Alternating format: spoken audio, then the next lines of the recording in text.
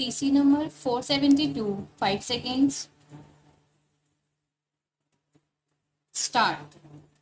Madam, with regard to free and compulsory education, I would like to say that the states which are giving free education have not realized, and the center also has not realized that merely not charging fees does not mean giving free education.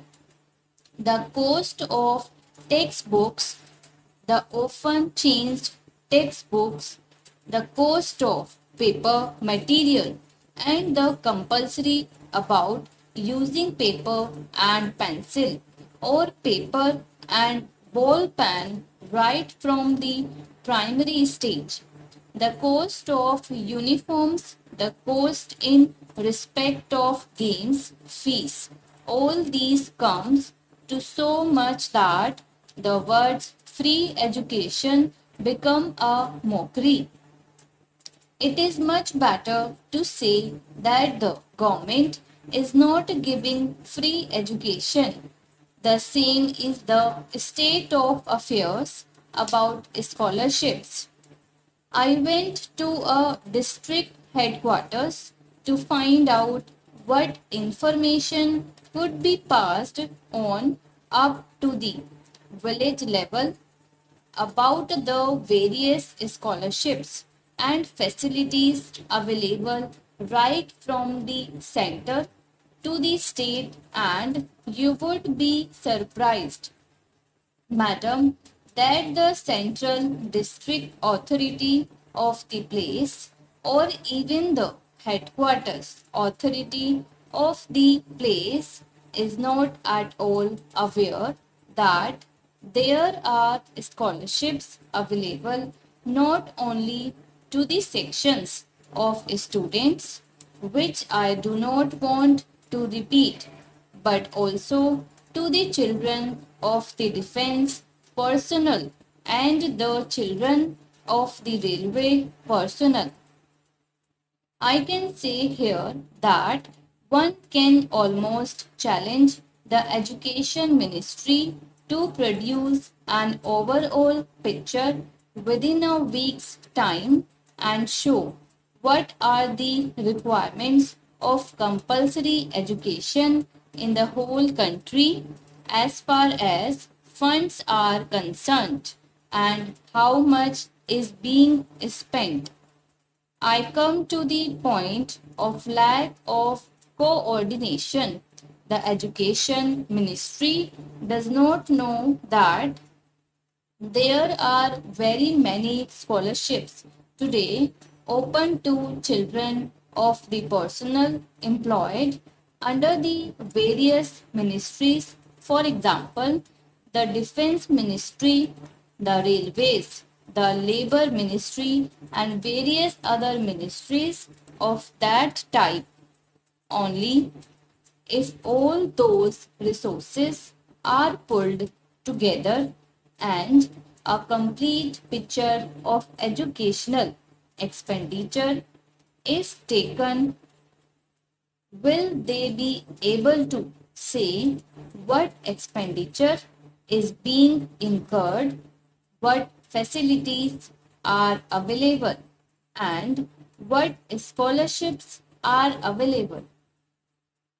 I would therefore like to say that it was very heartening to hear only this morning on Doordarshan that the Prime Minister had reiterated that there would be no reduction in the expenditure on health and education because these are very important organs of development of a nation.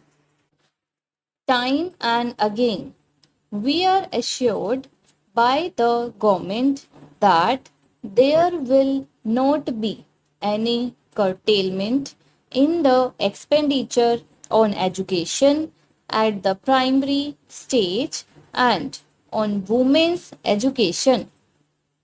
But if you look at the budgets made available to the Social Welfare Board, to the National Council for Women's Education, and to various other agencies too, you will find that there is drastic curtailment.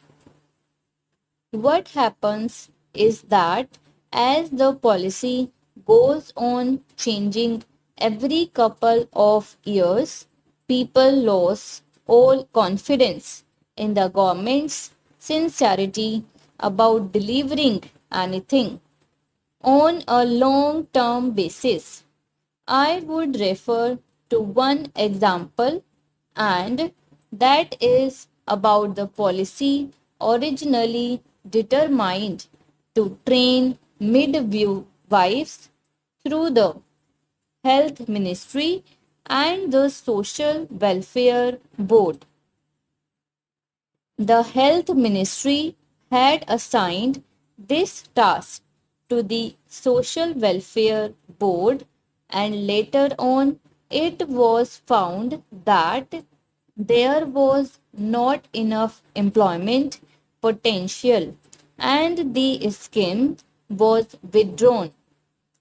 I would therefore point out that not only it is necessary to have coordination in matters of development of defense production, but also it is more essential to have coordination in important matters in the six ministries, that is labor, railways, health, community development, agriculture, which ministry was also training Gram Sevikas for the spread of information about nutrition, and the education ministry which has the social welfare board, etc.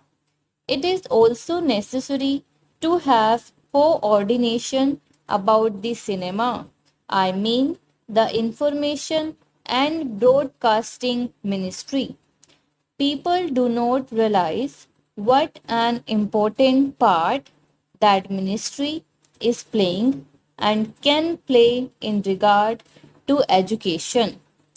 Also, that ministry does not know what havoc it is playing because it is very lenient about censorship, and for what?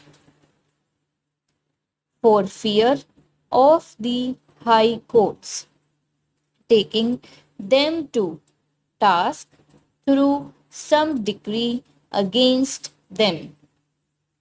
Let them do whatever they like, but I am quite sure that the high courts will not go outside the constitution, which gives them special powers even against Article 29 and others about the freedom of expression and all that.